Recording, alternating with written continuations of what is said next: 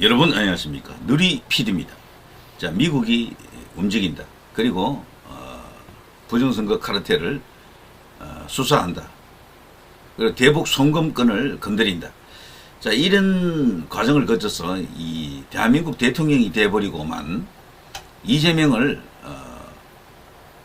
국제 형사 사법 관련 그런 기구에서 혹은 미국에서 직접 대한민국 대통령이 된 이재명을 체포한다? 꿈 같은 일입니다만 이것을 이제 거론하는 사람들이 없지 않아 있습니다. 나름대로 그 타당한 근거도 조금 있죠. 자, 이번에는 이 이야기인데요. 트럼프 행정명령으로 이재명 체포가 과연 가능할까? 이런 이야기까지 지금 해볼 수가 있는 거죠. 자, 이 4명이 이번에 대한민국 대선을 감시하기 위해서, 모니터링하기 위해서 이제 이 방문했었죠. 우리나라에 와서 꼼꼼하게 이 대선 전모를 다 살펴보고 갔습니다. 그리고 워싱턴에서 충격적 폭로와 함께 지금 여러 가지 어떤 활동을 하고 있는데요. 모스탄, 존 밀스 대령, 브래들리 테이어, 그리고 뭐 또 한 사람, 이런 식으로 이 4인을 중심으로, 그리고 여기에 트럼프 대통령의 이제 이렇게 측근 중에 측근으로 불리는 고든 창이라든가, 그리고 또 한 명의 백악관에서 이제 그 고문 역할을 했던 트럼프 대통령의 수석 전략가로 불리는 스티브 배넌. 자, 이런 사람들이 지금 움직이고 있습니다. 이들이 지금 어떤 결과를 만들어내느냐에 따라서 대한민국의 현재 이 판도가 뒤집힐 수도 있다. 아니면 실패하게 될 경우에는 이재명 체제로 그냥 쭉 가버리겠죠. 자, 모스탄, 중국 공산당과 북한의 사이버 군대는 한국 선거 조작을 위해 사이버 공격을 감행했다. 이거 굉장히 중요합니다. 사이버 공격을 했다라고 하는 것은요, 한미 동맹 상호 방위 조약, 한미 상호 방위 조약에 따르면은 동맹국이 이런 식의 공격을 당할 경우에요, 한미 동맹이 직접적으로 개입할 수 있는 조건이 됩니다. 그래서 데프콘 3를 발동할 수 있다, 뭐 이런 주장이 있죠. 자, 그리고 오른쪽에 존 밀스 대령, 한국의 이번 대선은 도둑맞은 선거였고 미국도 마찬가지다. 두 사건은 직접적으로 연결되어 있다. 그래서 미국이 자국의 문제를 해결하면서 한국의 문제까지도 같이 해결한다, 이런 거죠. 미국 트럼프 대통령도 부정선거를 주장하잖아요. 그리고 두 번째 대선에서 그때 바이든에게 질 때 자기가 이긴 선거였지만 개표해서 졌다라고 지금 말하고 있는 거죠. 그래서 절대로 그냥 묵과하지 않는다라는 겁니다. 한국하고 똑같아요, 상황이. 이제 그것을 이들이 지금 미국 혹은 한국에서 여론화 작업을 하고 있고 실질적인 구체적 액션을 또 취하고 있는 거죠. 존 밀스 대령, 이 사람은요, 미국 정보기관에서도 오랫동안 근무했던 사람이죠. 자, 중앙선관위는 투명하지 않습니다. 독립적인 수사기관이 반드시 그들의 서버, 전산장비, 절차 전반에 대해 조사해야 합니다. 윤 대통령이 이거 하려고 계엄을 선포했던 거죠, 사실은. 가장 중요한 게 바로 이거였는데, 과연 이게 성공했는지 실패했는지 조금 모호합니다만 현재로 봐서는 실패한 것으로 보이기도 합니다. 자, 그러나 끝나기 전에는 끝이 아닙니다. 계속해서 뭔가 지금 대반전의 카드가 지금 꿈틀거리고 있다는 것을 우리가 지금 느끼고 있죠. 증거는 도처에 널려 있습니다. 문서 자료, 영상 증거, 물리적 증거, 직접 목격한 사람들의 증언도 있고 과학적 데이터도 존재합니다. 너무도 많은 증거가 있는데도 불구하고 정치권과 제도권 언론들, 주요 언론들이 가만히 있는 게 더 이상하죠. 이건 그야말로 박사학위 논문에서 한번 달아볼, 뭐 혹은 그보다 더 큰 어떤 뭐 기관이나 기구에서 달아볼 수 있는 거대한 의문이죠. 미스테리죠. 왜 가만히 있느냐? 이렇게 엄청난 어떤 의혹이 있는데도 불구하고 왜 대한민국은 가만히 있느냐? 자정 능력을 잃었느냐? 전부 까막눈이 되었느냐? 왜 이렇게 무감각하냐?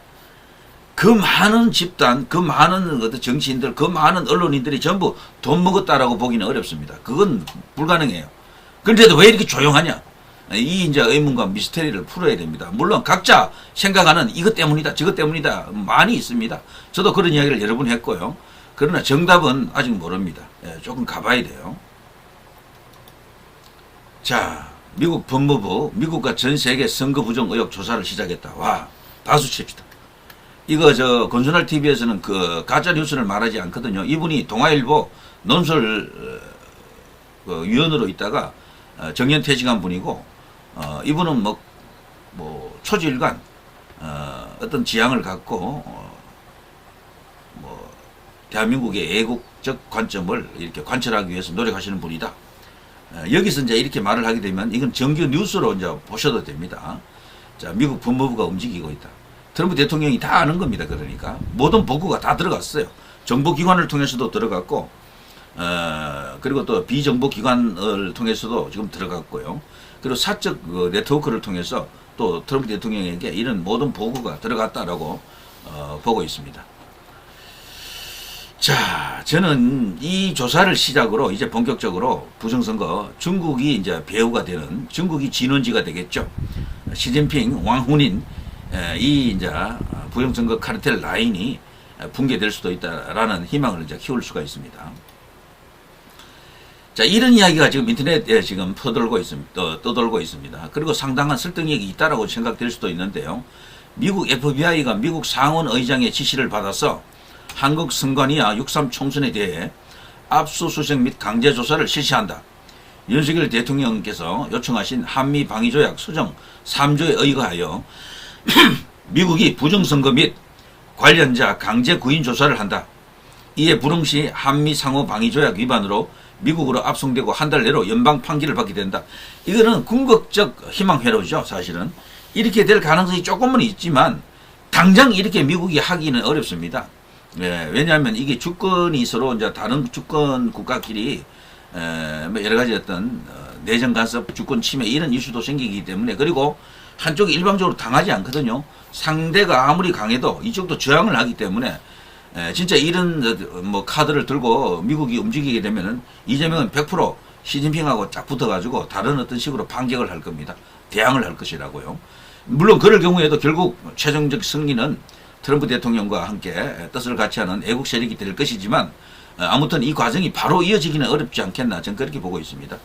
자, 지금 이 영상 하나를 보고 시작하겠습니다. 제 말을 잠시 줄이고 요걸 좀 들어주시죠.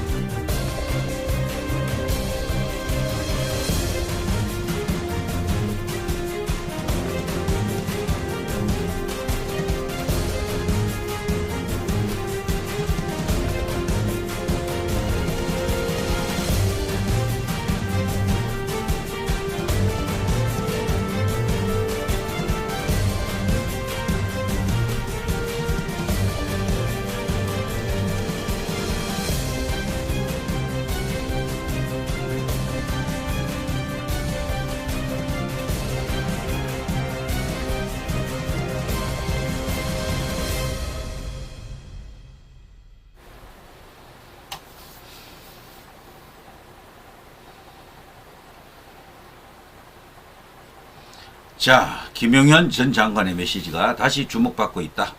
이거 아주 중요한 이야기죠. 미국에서 벌써 일찍이 이제 중국에 대해서는 이거 위험한 국가다라는 어떤 그런 판단을 하고 뭔가 조치를 취했는데, 이번에 다시 이란, 러시아, 북한 등을 이제 감시 대상으로 지금 지정했습니다. 미국이 트럼프 대통령이 본격적으로 움직인다라고 볼 수가 있겠죠. 그래서 큰 거 한 방이 오고 있는 것은 맞는데 이게 바로 단숨에 할 수 있는 것은 아닙니다. 어떤 절차와 과정이 필요하고, 여기에는 거대한 중국이라고 하는 그리고 중국의 권력자가 지금 연결된 그런 이슈이기 때문에 뭐든지 뭐 손바닥 뒤집듯이 이렇게 할 수 있는 것은 아닙니다. 미국이 아무리 초강대국이라고 할지라도 그 정도로 뭐 신적인 그런 어떤 능력을 갖고 있는 것은 아닙니다. 그래서 트럼프 대통령도 나름대로 여러 과정을 거쳐서 어떤 큰 그림이 있을 텐데 그 그림을 수행해 가는 과정이다. 이제 이렇게 봐야 되겠죠. 자, 결국 이제 트럼프 대통령의 행정명령이 중요한데요. 지금 나와 있는 뉴스를 보십시오. 트럼프 외국인 관광객 미국 국립공원 입장료 인상 행정명령 서명했다. 이걸로 인해서 또 많은 세수가 추가적으로 생긴다라고 하더라고요. 자, 트럼프 북한은 사이버 위협 국가 행정명령에 서명했다. 이기 때문에 지금 북한 난리 났다 그러죠. 김정은이가 이번에 트럼프하고 다시 뭐 만나서 협상을 할 수 있을 줄 알고 잔뜩 기대를 하고 있었는데 이게 완전히 그냥 초강경한 자세로 나오니까 이거 발칵 뒤집어지는 거죠. 김정은만 놀랐겠습니까?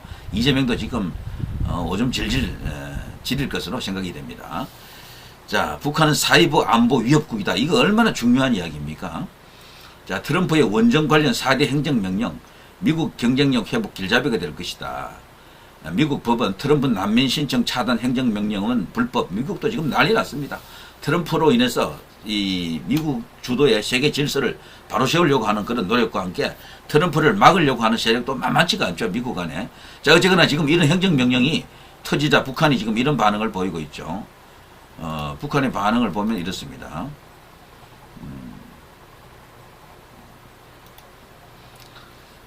북한 행정명령에서 자, 북한을 사이버 안보 위협가로 국가로 명시했다라는 데 대해서 김정은이가 완전히 이번에는 한방 얻어맞은 거죠. 그러자 지금 이렇게 나오고 있습니다. 미국의 북한인 해커 기소에 황당무계한 중상 모략이다라면서 발칵 뒤집어지고 있습니다. 난리 났다라는 거죠. 왜냐하면 이란에 대한 폭격을 받잖아요.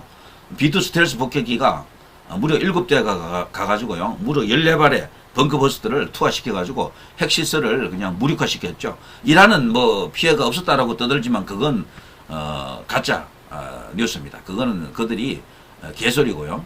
하메네이가 뭐 목숨은 살았죠. 이번에 미국이 하메네이 목숨을 끊지 않았습니다. 일부러 그런 것 같아요. 한번 지켜보겠다라는 거죠. 1단계 이 정도까지 했다. 다음에 또 니들이 우리 말 듣지 않을 경우에는 레짐 체인지로 들어간다라는 것을 경고했습니다.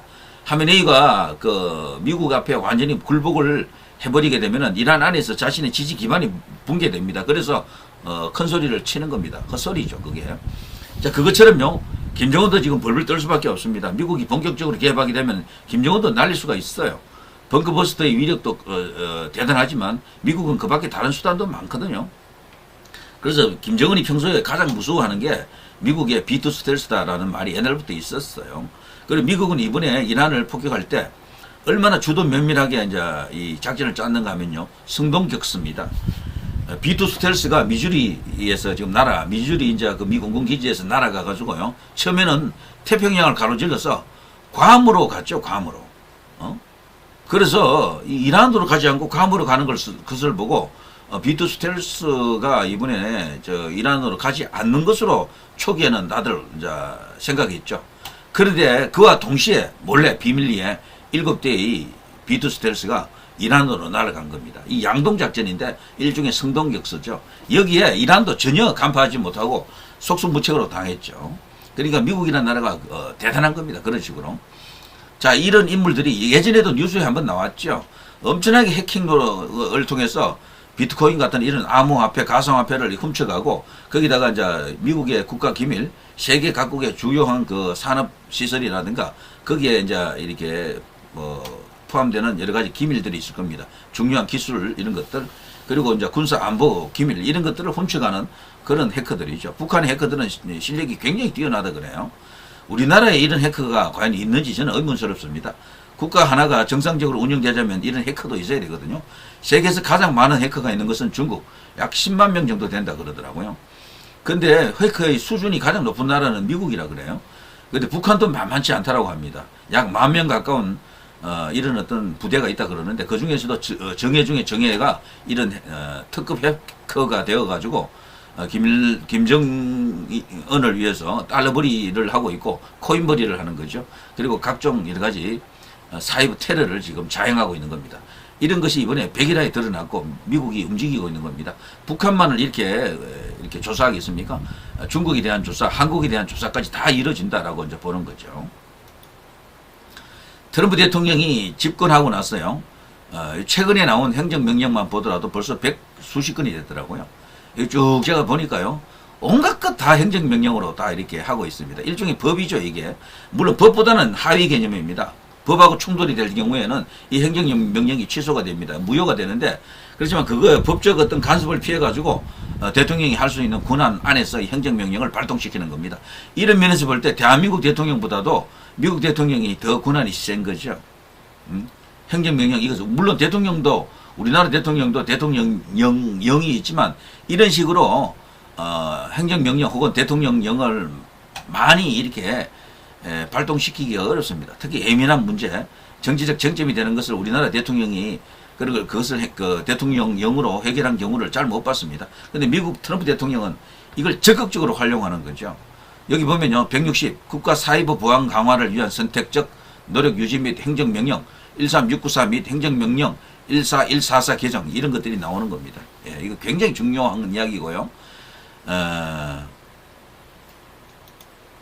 그리고 가장 최근에 나왔던 것은 뭐 백악관 특별평화임무사무소 설립, 이런 것도 있고요. 뭐 여러 가지 있습니다. 요게 2025년 6월 13일까지 행정명령인데 이후에도 몇 개 더 나왔어요. 그리고 북한에 대한 제재, 이런 것도 가장 최근에 나온 건데, 그래서 지금은 170여 개가 된다라고 지금 나와 있습니다. 자, 트럼프 대통령이 이렇게 이제 본격적으로 움직이고 있습니다. 진짜 큰 거 한 방 오는 것 같고요. 이재명 체포가 과연 가능할까? 글쎄요. 저는 가능해야 되고, 당연히 대북 송금권 같은 것도 맞물려 있고, 이게 북한하고 어떤 커넥션이 완전히 드러난다. 시진핑 왕혼인 부정선거 카르텔과 어떤 진짜 연결고리가 있다라는 게 미국의 수사에 의해서 밝혀진다 그러면요, 모르겠습니다. 트럼프 대통령은 충분히 그런 어떤 초강수를 통해서 이재명 체포를 시도하지 않겠나, 이런 생각이 듭니다. 자, 끝으로 아까 제가 보여드린 그 짤막한 영상 하나를 보면서 끝내겠습니다.